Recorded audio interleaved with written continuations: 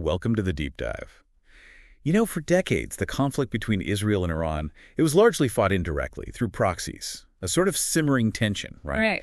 But it rarely boiled over into direct confrontation on each other's actual soil. That's right, a shadow war, mostly. Exactly. But that has changed, and dramatically. In June 2025, we saw this unprecedented shift, a really rapid escalation, direct, widespread assaults between these two powers. And the implications, well, they're truly profound. It really is a completely new chapter, a significant departure from what we've seen before. The directness of these attacks, it just fundamentally reshapes the dynamics in the Middle East, makes everything far less predictable. And that's exactly what we're going to try and unravel today. This deep dive will pull back the layers on this recent Israel-Iran conflict. We're zeroing in on the swift military actions, their significant economic repercussions, and, of course, the really fraught landscape of diplomatic efforts. Mm-hmm. And our analysis, it's meticulously drawn from, well, a rich stack of sources. We've got detailed news reports from major outlets like CBS News, Al Jazeera, in-depth strategic analyses from prominent think tanks, the Institute for Science and International Security, the Atlantic Council, the Washington Institute, and also timely updates from the Institute for the Study of War. Right. So our mission, as always, is to pull out the most crucial nuggets of knowledge, the key insights from all this material.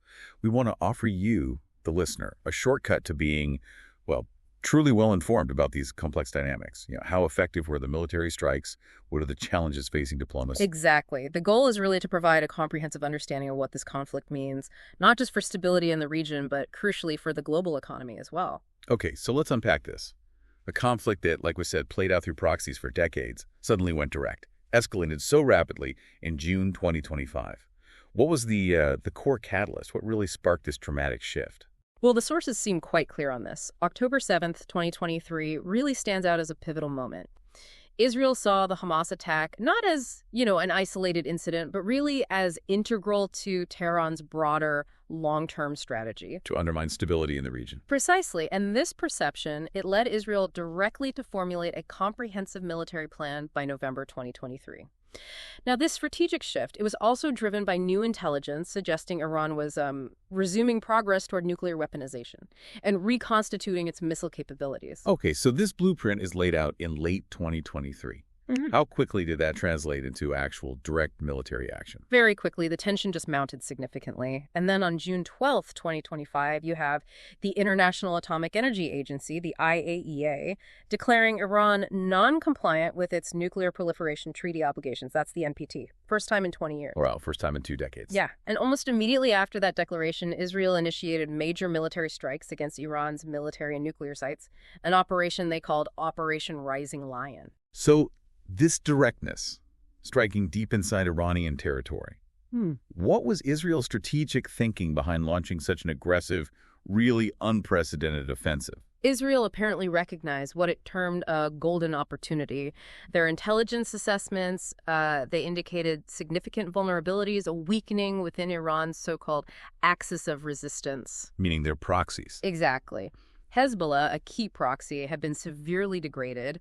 The Assad regime in Syria had, for all intents and purposes, collapsed, and even Houthi missile capabilities had been significantly reduced through earlier Israeli and American airstrikes. Right. So given Iran's, and this is the quote, dangerously advancing enrichment program and renewed weapons group activity, that's activity specifically linked to building nuclear weapons, Israel felt military action was, well, the only option, the only way to confront what it saw as an existential threat. And they felt they could actually do it. Yes. They also understood the path was, quote, open to the Israeli Air Force. This was thanks to previous operational successes against Iran's strategic air defense system back in October 2024. Okay. And Iran's response? How did Tehran react to these initial direct strikes hitting deep inside its own borders? Iran retaliated quickly. They launched hundreds of ballistic missiles, targeted Israeli cities, military installations, even the Israeli Ministry of Defense headquarters in Tel Aviv. Hundreds did they get through? Well, many were intercepted by Israel's air defenses, things like Iron Dome and David's Sling, but some missiles did break through, caused substantial explosions within Israel. So damage on both sides. Absolutely. And following those attacks, Iran's supreme leader, Ali Khamenei, he publicly condemned Israel, predicted a grim future, promised ongoing retaliation, and new military commanders were swiftly appointed to replace senior officers killed in those initial Israeli strikes, people like Major General Mohammad Bakeri and a senior nuclear scientist, Mohammad Mahdi Tehranchi. Right. So with both sides now striking directly at each other, what did these military operations specifically target? And then I guess the big question is, how effective were they in actually dismantling Iran's capabilities, particularly the nuclear program? Well, the combined U.S. and Israeli operations, Operation Rising Lion by Israel and Operation Midnight Hammer, reportedly involving the U.S., they're assessed to have inflicted, and this is the term used, massive and significant damage on Iran's nuclear program. Massive and significant. Yes. Their objective seems to have been a significant delay, maybe by at least a year. The aim was to set back both Iran's nuclear and missile threats. The sources really emphasize the precision and the impact of these strikes. They severely damaged Iran's infrastructure for actually building nuclear weapons. Could you give us a feel for the strategic importance of the specific sites they hit and how bad was the damage reported? Absolutely. And what's striking here, pardon the pun, is the sheer scope and how targeted these operations were across really every critical stage of Iran's nuclear process. Okay, like what? So first, they hit primary uranium enrichment sites. Think Fordow, which is deeply buried, and the Natanz nuclear complex. U.S. strikes reportedly used massive ordnance penetrators, MOPs. These are powerful bunker buster bombs. Bunker busters, right. At Natanz, these MOPs were described as, quote, likely destroying and knocking the site out of operation. They seem to have severely damaged or eliminated the majority of the centrifuges there. Those are the machines that enrich uranium. And Fordow, the buried site. Fordow also sustained, quote, significant damage or destruction. The reports say the U.S. dropped 12 MOPs there, precisely targeting vulnerabilities like ventilation shafts. The idea was to channel the blast wave inside to destroy the installed centrifuges. Interestingly, there are reports the Iranians backfilled tunnel entrances just before the strikes, which suggests they might have anticipated something. So a direct hit to their ability to actually produce the enriched uranium needed for a weapon. What about the next steps in the process? Exactly. The operations also went after uranium conversion and fuel fabrication sites. The big one here is the Esfahan nuclear complex. It was hit multiple times. The enriched uranium metal conversion plant there, identified as a key capability for weapons production, was reportedly destroyed. This creates a real bottleneck for any future efforts. A bottleneck. Yeah. And the Tehran reactor fuel manufacturing plant, which stored significant amounts of 20% and 60% enriched uranium, that was also damaged. U.S. Tomahawk cruise missile strikes apparently severely damaged the main uranium conversion facility and caused all 4 tunnel entrances to an associated underground complex to just collapse. Wow. So hitting conversion and fabrication, that really disrupts the entire nuclear fuel cycle, doesn't it? Yeah. What else do they target? Beyond that, they hit centrifuge manufacturing and nuclear weapons component testing facilities. The Tabatessa Karaj centrifuge manufacturing site was, quote, nearly completely destroyed in airstrikes. Several buildings at the Levisan 2 campus, that's a former headquarters for Iran's nuclear weapons program, also destroyed. Okay. The new headquarters for the SPND, that's Iran's Organization of Defensive Innovation and Research, the body directly managing nuclear weapons efforts, that was targeted too. Videos suggested significant internal damage. And Senzerian, a key testing and manufacturing site for nuclear weapon components, was extensively damaged, several buildings completely destroyed. And the reactor, the potential plutonium source. Right, the IR-40 Iraq heavy water reactor. Its containment dome was breached, rendering the reactor inoperable. And the nearby heavy water production plant was also severely damaged. That sounds incredibly comprehensive, just devastating destruction of the physical infrastructure. But what about the immediate impact on Iran's actual uranium stockpiles? And maybe even more critically, the people involved, the scientists, the military leaders running this program? Well, according to a senior Israeli official speaking on July 10th, Iran didn't move its enriched uranium stockpile from Fordow, Natanz, or Esfahan before or during the strikes, and that stockpile is now considered effectively inaccessible. Inaccessible how? Well, while you can't destroy uranium itself with conventional bombs, you can scatter it or pulverize it. It makes it extremely difficult to recover safely or effectively. And any Iranian attempt to try and recover that material would, quote, almost certainly be detected. Got it. And the personnel? That's also key. The elimination of senior military figures and nuclear scientists, like that Mohammad Mahdi-Taranchi we mentioned, has definitely disrupted Iran's ability to build nuclear weapons in the short term. It removes key expertise and leadership. So looking at the bigger picture there, all this destruction, does it mean Iran's nuclear ambitions are finished, eliminated for good? No, not permanently. The sources are really clear on this point. No military operation alone can completely and permanently eliminate the program. Iran still possesses the irreversible knowledge. They know how to build a nuclear weapon. Know-how remain. Exactly, which means if this conflict doesn't fully eliminate the threat, and it likely can't, Iran could rebuild with a greater desire to succeed next time. The U.S. joining the strikes was seen as a significant turning point in destroying physical capabilities, yes, but that long-term challenge, the knowledge, it remains. It's not just about breaking hardware. It's confronting this deeply ingrained, almost unerasable blueprint for making a bomb. That's a sobering thought. Okay, let's shift gears slightly. Beyond the military and nuclear side, what kind of economic impact are we seeing? What has this deep dive revealed about the fallout for the region and, for the global economy? Well, the conflict has definitely triggered significant economic ripples. Most obviously, oil prices. They soared to more than $76 a barrel as of June 19th. $76. Is that because supply was actually cut? Mostly no. It's primarily driven by market worry, fear that oil supplies might be affected down the line rather than major physical interruption so far. Remember, Iran is a major oil producer, exports around 2 million barrels a day, mostly to China, usually at a discount because of sanctions. Right, and the Strait of Hormuz always comes up in these discussions, that critical narrow waterway. How does it factor into the economic picture now? It's absolutely crucial. About 20% of the world's seaborne crude oil exports pass through the strait every single day. Iran has threatened to close it in the past, and doing so could cause massive dislocation and a huge spike in oil prices. But would they actually do it? It's largely seen as economic suicide for Iran itself. They rely heavily on those oil exports to fund, well, everything. Plus, the U.S. would be absolutely opposed to any closure. The inflationary effects would be severe, hitting gas prices in the U.S. and globally. So talking about inflation, beyond just oil prices, Right. what are the broader pressures on the global economy stemming from this conflict?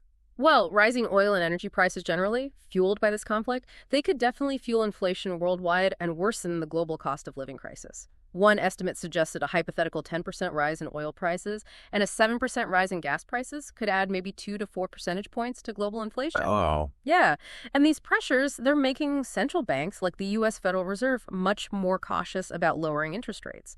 Plus, shipping and insurance costs have gone up, especially for ships going through Hormuz. That hits global trade directly. It really shows how interconnected everything is. Okay, what about the economies of the main players here, Israel and Iran? How are they holding up under the financial strain of this direct conflict? Iran's economy was already, frankly, reeling from years of Western sanctions. You're talking 40% inflation, a large chunk of the population in extreme poverty. The Israeli strikes on economic infrastructure energy facilities like natural gas processing at South Pars, a major fuel depot near Tehran, they're designed to worsen that crisis. Maybe even fuel internal unrest through things like blackouts. But Iran has ways around sanctions. Right. They do. They've developed what they call a resistance economy, using illicit channels to evade sanctions. And so far, at least, Iranian society has often shown a kind of rally around the flag effect when facing external threats. It doesn't necessarily lead to immediate internal collapse. Okay. And Israel's side of the ledger? Israel's economy is under extreme stress. Some estimates put the cost at over $700 million per day spent fighting Iran, and that's on top of the estimated $67 billion for the war in Gaza. Defense spending has doubled. Their debt-to-GDP ratio is up. The travel and airline industries have been hit hard, too. Can they sustain that? The assessment is that Israel is deemed able to withstand these costs. They have substantial financial reserves, a diversified, tech-driven economy, and they can still access international financial markets to borrow money. Okay, so pulling back to the bigger picture again, what's the overall effect of this uncertainty? Well, these escalating military exchanges, they add what the sources call a huge uncertainty shock to an already fragile global economic environment. Businesses delay investment decisions. Consumers hold back on spending. It can really slow down global growth. Any country's benefiting, oddly enough. Potentially Russia. The conflict could divert U.S. attention and resources away from Ukraine. Higher oil prices might also help Moscow's budget. China, meanwhile, is trying to position itself as a potential mediator in the region. Interesting dynamics. Okay, so given all this intense military action, the economic fallout, where do things stand diplomatically? Is there any kind of off-ramp in sight, or are we just stuck in this cycle of escalation? Well, diplomacy is described as having a last shot, potentially within a 2-week window. That time frame was notably set by President Trump. We saw European foreign ministers meeting with Iran's foreign minister Abbas Araqi in Geneva. And what came out of that meeting? Araqi expressed Iran's readiness to continue discussions, but he was apparently very firm, stressing that Iran's defense capabilities are not negotiable. Not negotiable. What's the U.S. offering specifically for a diplomatic solution? Is there a deal on the table? The U.S. offer, which sources say is still on the table, would allow Iran a civilian nuclear program if they agree not to enrich uranium on their own soil. Instead, they'd have to buy enriched fuel from other countries or maybe join some kind of regional consortium. But is Iran engaging with that offer? That's the problem. President Trump has apparently expressed frustration recently. He feels that although Iran came to the table, its leaders haven't shown any real willingness to actually negotiate on the specifics. So just showing up, but not really talking Turkey. Kind of. This lack of substantive engagement has raised doubts in the Trump administration. Are the Iranians negotiating in good faith? Or are they just running out the clock, maybe hoping to rebuild capabilities? That sounds like a major sticking point. Yeah. How are these pressures, the military strikes, the diplomatic standoff playing out inside Iran? You mentioned divisions earlier. Yes, there are deep internal divisions reported following the war. It's quite stark. Hardliners, media linked to the military, they've largely rejected nuclear talks with the U.S. outright. What are they demanding instead? They're outlining these maximalist preconditions: recognition of Israeli aggression, an investigation into U.S. involvement, war reparations, binding security guarantees to prevent future attacks. They argue that even talking about negotiation sends a message of weakness, one that could, quote, embolden the U.S. to impose more sanctions or launch another military strike. And that fatwa. Right. Some hardline clerics went as far as issuing a fatwa on June 30th, calling for the killing of U.S. President Donald Trump and Israeli Prime Minister Benjamin Netanyahu. Wow. Okay, so that's the hardline view. What's the opposing perspective within Iran? Well, in stark contrast, you have moderate figures, people like former President Hassan Rouhani and the current President Masoud Pezeshkian. They've been pushing for de-escalation, a return to negotiations with the U.S., cooperation with the IAEA. Why? What's their argument? They're basically framing these moves as necessary to save the Islamic system from collapse. Pezeshkian, for instance, he faced criticism from parliamentarians for not endorsing those fatwas and for undermining national unity, as they saw it, by seeking renewed talks. So it's a real internal battle over the direction Iran should take. Fascinating internal split. What about the Israeli perspective on diplomacy amidst all this? Are they pushing for talks, or are they leaning towards more military action if needed? Prime Minister Benjamin Netanyahu is reportedly very skeptical that a diplomatic settlement would prevent Iran from secretly rushing toward a nuclear weapon. He's openly questioned Iran's sincerity. And the U.S. view on further Israeli action? Well, while President Trump is said to have favored a diplomatic settlement with Tehran, he apparently didn't otherwise object to Israel's view that further strikes might become necessary. A senior Israeli official even confirmed Israel wouldn't necessarily seek explicit American approval to resume strikes on Iran, though Trump would likely encourage diplomatic efforts first. So it's a kind of delicate dance. Exactly. A delicate dance between Washington and Jerusalem, balancing this stated desire for diplomacy with a clear readiness for continued military pressure if talks fail or if Iran is seen as stalling. Okay, so wrapping this up, what does this deep dive ultimately tell us about the future of the Middle East? And what are the ripples we should be watching for globally? Well, what's profoundly clear is how this direct confrontation has just fundamentally rewritten the playbook for regional power dynamics. It's not shadowboxing anymore. The conflict has dramatically increased geopolitical risks. Both Israel and Iran have shown they have the capacity and the intent for widespread direct assaults. And the nuclear program. The joint U.S. and Israeli military operations, they've delivered a severe blow, no doubt. Weakened Iran's nuclear program significantly, degraded its proxies.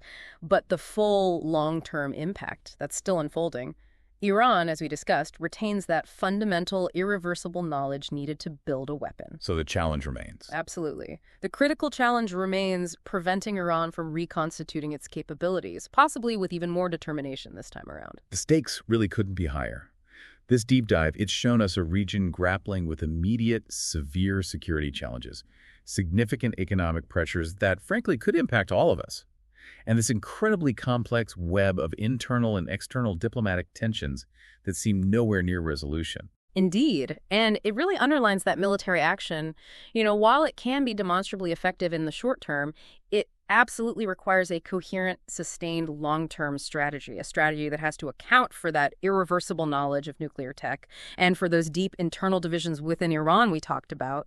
The path forward is just fraught with uncertainty. It demands constant reassessment, constant adaptation. So I guess the question that stands out from all this, something for you, the listener, to mull over. How do nations balance that need for decisive action for deterrence with the often elusive pursuit of lasting stability, of genuine peace, especially in a region this fractured, this volatile? Something to think about as you go about your day.